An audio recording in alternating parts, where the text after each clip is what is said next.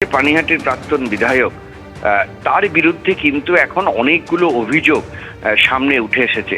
প্রথমত হচ্ছে যে অভয়া কাণ্ড নিয়ে তিনি ইতিমধ্যেই আলোচনার কেন্দ্রবিন্দুতে এবং একাধিকবার তাকে ডেকে পাঠানো হয়েছে, সিবিআই তাকে ডেকে পাঠিয়েছে। পাশাপাশি আরেকটা 1 কোটি টাকার একটি লটারি কেলেঙ্কারি, এই বিষয়েও কিন্তু তার এবং তার ছেলের নাম জড়িয়েছে। পুলিশ একাধিকবার বলেছে যে তাকে খোঁজা হচ্ছে, কিন্তু তাকে খুঁজে পাওয়া যাচ্ছে না।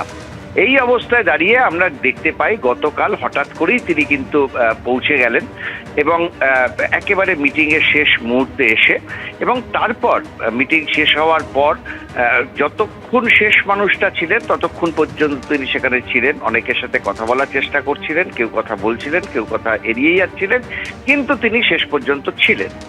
স্বাভাবিকভাবে প্রশ্ন উঠেছে যে যখন আমরা ঋতব্রত বন্দ্যোপাধ্যায়দের পরে জানতে চাই, তিনি কিন্তু বলেন যে তাকে মিটিংয়ে কেউ আমন্ত্রণ জানায়নি। এই মিটিংটায় তাদেরকেই ডাকা হয়েছে যাদেরকে এই মিটিংয়ে আমন্ত্রণ জানানো হয়েছে, ফলে তাকে কেউ আমন্ত্রণ জানায়নি। তিনি কি করে এলেন সেটা তাদের পক্ষে বলা সম্ভব না। এবং পরেও ঋতব্রত বন্দ্যোপাধ্যায় তিনি সাংবাদিক সম্মেলন করেও কিন্তু বলেন যে কোনোভাবেই কিন্তু তাকে কেউ আমন্ত্রণ জানায়নি। এখন প্রশ্ন হচ্ছে যে নির্মল ঘোষ, তিনি দীর্ঘদিনের বিধায়ক, তার সঙ্গে এই মিটিংয়ে যারা উপস্থিত ছিলেন তাদের অত্যন্ত ভালো সম্পর্ক, কারণ তিনি চিফ হুইপ ছিলেন। স্বাভাবিকভাবে নির্মল ঘোষ মিটিংয়ে ঢুকে পড়লেন এবং তাকে কেউ না বলতে পারলেন না। এই কারণে কি নির্মল ঘোষ এতক্ষণ বৈঠকে বসে থাকলেন? যেভাবে তাকে কেন্দ্র করে যে বিতর্ক তৈরি হয়েছে এবং বিশেষ করে পুলিশের পক্ষ থেকে যা বিবৃতি দেওয়া হচ্ছে, সেই কারণে কি কোথাও একটা কোট আনকোট শেল্টার খুঁজতে তিনি হঠাৎ করে এই বৈঠকে হাজির হলেন? 2, 3 নম্বর হচ্ছে আমরা দেখলাম যে নির্মল ঘোষ পরবর্তী সময় তিনি সকলের সাথে কথা বলার চেষ্টা করছেন, কিছু একটা বার্তা দেওয়ার চেষ্টা করছেন, কিন্তু প্রত্যেকেই তাকে এড়িয়ে যাচ্ছেন। ফলে এই প্রশ্নগুলো কিন্তু রয়েছে। যদিও ঋতব্রত বন্দ্যোপাধ্যায়রা বারবার বলেছেন যে এই নির্মল ঘোষকে নিয়ে তাদের কোনো প্ল্যানিং নেই, তার সঙ্গে তারা কখনো কথা পর্যন্ত বলেননি। আজকে না, এর আগেও তারা কোনো রকম যোগাযোগ করেননি নির্মল ঘোষের সঙ্গে। কিন্তু প্রশ্ন থাকছে যে তাহলে কি করে একজন অনাহুত এইভাবে একটা মিটিংয়ের মধ্যে ঢুকে পড়লেন? কিভাবে একটা মিটিংয়ে নির্মল ঘোষ, তাকে আমন্ত্রণ জানানো হয়নি, তিনি ঢুকে পড়তে পারলেন? যদিও নির্মল ঘোষের দাবি তাকে আমন্ত্রণ জানানো হয়েছে, ঋতব্রত শিবিরের দাবি তাকে আমন্ত্রণ জানানো হয়নি। যাই হোক না কেন, যে কেউ মিটিংয়ে ঢুকে পড়তে পারেন, যে কেউ মিটিংয়ের মধ্যে থাকতে পারেন, এই প্রশ্নটাও কিন্তু খুব জোরালোভাবে উঠছে। যদিও ঋতব্রত শিবির প্রথম থেকে বারবার দাবি করে আসছেন যে তাদের সঙ্গে নির্মল ঘোষের কোনো সম্পর্ক নেই এবং তাকেও তারা কখনোই বৈঠকে আমন্ত্রণ জানাননি। একদমই উজ্জ্বল, তুমি আমাদের সঙ্গে থাকো। অর্থাৎ গতকাল যখন রাজ্য কমিটি গঠনের পর জেলা কমিটি গঠন নিয়ে যখন এই বৈঠক ঋতব্রত শিবিরের, সেই বৈঠকে নির্মল ঘোষের এভাবে হাজির হওয়া এবং তা নিয়ে যত বিতর্কের সূত্রপাত, তার কারণ ঋতব্রত বন্দ্যোপাধ্যায় তিনি একদিকে বলছেন যে নির্মল ঘোষকে নিয়ে কোনো সিদ্ধান্ত হয়নি, তিনি আমন্ত্রিতই নন এবং উদ্দেশ্য প্রণোদিতভাবে এই গোটা বিষয়টি তিনি করেছেন। অন্যদিকে নির্মল ঘোষ তিনি কিন্তু উল্টো কথা বলছেন, তিনি বলছেন যে আমন্ত্রণ না জানানো হলে তিনি আসবেন কেন। অর্থাৎ এই মুহূর্তে নির্মল ঘোষ তিনি কোন শিবিরে রয়েছেন, তিনি ঋতব্রত শিবিরে যেতে পারেন কিনা, সেই নিয়ে কিন্তু একটা জল্পনার জায়গা তৈরি হয়েছে। একদিকে এই নির্মল ঘোষ, যার বিরুদ্ধে গাড়ি চালকের কোটি টাকা জেতার লটারি এবং সেই সংক্রান্ত প্রতারণার মামলায় অভিযোগ রয়েছে তার বিরুদ্ধে। অন্যদিকে অভয়াকাণ্ডে আমরা দেখেছি শুরু থেকেই এই নির্মল ঘোষের ভূমিকা নিয়ে প্রশ্ন তুলেছিল অভয়ের পরিবার, এবং সেই নির্মল ঘোষ যখন গতকাল এই বৈঠকে অর্থাৎ ঋতব্রত শিবিরের বৈঠকে হাজির হলেন, তা নিয়ে তৈরি হলো বিতর্ক। আমি দেখা করতে এসেছি, উনি এসেছিলেন, কিন্তু কোনো সিদ্ধান্ত আমরা এখনো প্রকাশ করিনি, না ওনার সঙ্গে আমাদের কথাও হয়নি। আমন্ত্রণ করেছিল, আমি এসেছি, কথা হয়েছে, আলোচনা হয়েছে, কি সিদ্ধান্ত হলো সময় মতো। মানে আপনাকে আমন্ত্রণ জানানো হয়েছিল?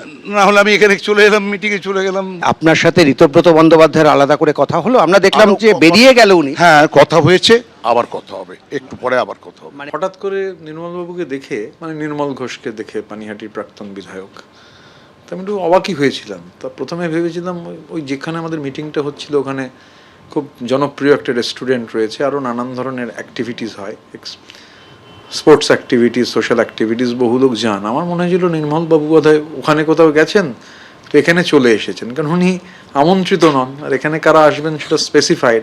আর তারপর আরও অবাক হলাম যখন শুনলাম তিনি বলছেন তাকে আমন্ত্রণ জানানো হয়েছিল। আমি খুব বিনীতভাবে তাকে বলি, যে খুব সচেতনভাবে বলছি, যে কে আপনাকে আমন্ত্রণ জানিয়েছিল, কোন ফোন থেকে আপনি ফোন পেয়েছিলেন, বা কোনো SMS আপনার কাছে গেছিল কিনা, দয়া করে সেটা একটু শেয়ার করবেন, কারণ ওনাকে আমাদের কেউ আমন্ত্রণ জানাননি। এখন আবার দেখছি উনি গল্পের গরু গাছে তুলে বলছেন আমার সঙ্গে মিটিং হয়েছে। তো ওখানে এভরিথিং ইজ পাবলিক, মানে মিটিং হয়ে যাওয়ার পর সবাই ছিলেন। স্বাভাবিকভাবে আমার মনে হয় যে উনি এটা উদ্দেশ্য প্রণোদিতভাবে এটা করার চেষ্টা করছেন, যে আর এহেন নির্মল ঘোষের বিরুদ্ধেই এক গাড়ির চালকের 1 কোটি টাকা জেতা লটারির টিকিট আত্মসাৎ করার অভিযোগ। চাঞ্চল্যকর অভিযোগ উঠেছে পানিহাটির প্রাক্তন তৃণমূল বিধায়ক নির্মল ঘোষ, তার ছেলে তীর্থঙ্কর ঘোষ এবং গ্রেফতার হওয়া পানিহাটি পুরসভার 13 নম্বর ওয়ার্ডের তৃণমূল কাউন্সিলর জয়ন্ত দাসের বিরুদ্ধে। ঘটনায় সুশান্ত সরকার নামে এক হোটেল মালিককে গ্রেফতার করেছে খড়দা থানার পুলিশ। পুলিশ সূত্রে খবর, ঘটনাটি ঘটে 2024 সালের নভেম্বর মাসে। কল্যাণী এক্সপ্রেসওয়ের ধারে একটি হোটেলের মালিক সুশান্তর গাড়ি চালাতেন এক ব্যক্তি। তিনি লটারিতে 1 কোটি টাকা জেতেন, তা জানতে পেরেই তাকে নির্মল ঘোষের বাড়িতে নিয়ে যান সুশান্ত। সেখানে আগ্নেয়াস্ত্র দেখিয়ে এবং মারধর করে লটারির টিকিটটি কেড়ে নেওয়া হয় বলে অভিযোগ। পালাবদলের পর পুলিশের কাছে অভিযোগ দায়ের করেন ওই গাড়ি চালক।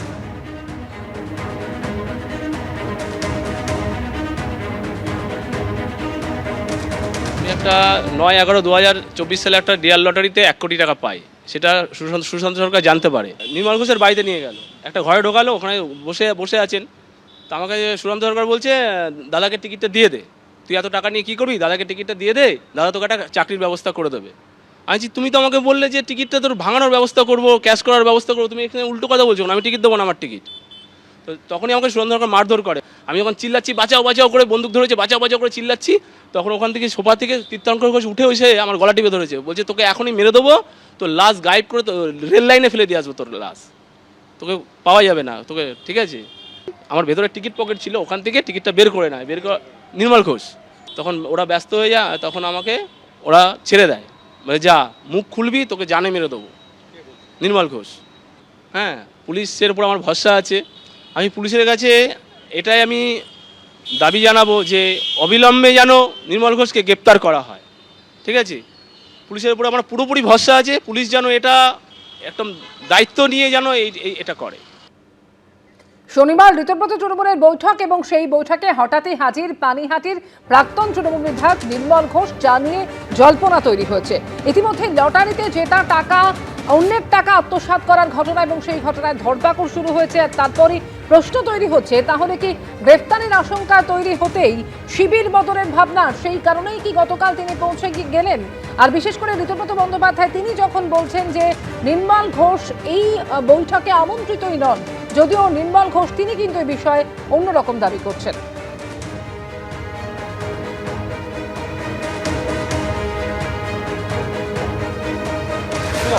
অবাক হয়ে যাচ্ছি, বিস্ময়ে তাই জাগে জাগে আমার প্রাণ।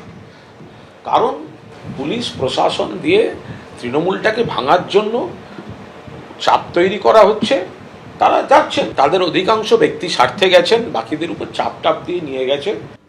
এবিপি আনন্দ এগিয়ে থাকে, এগিয়ে রাখে।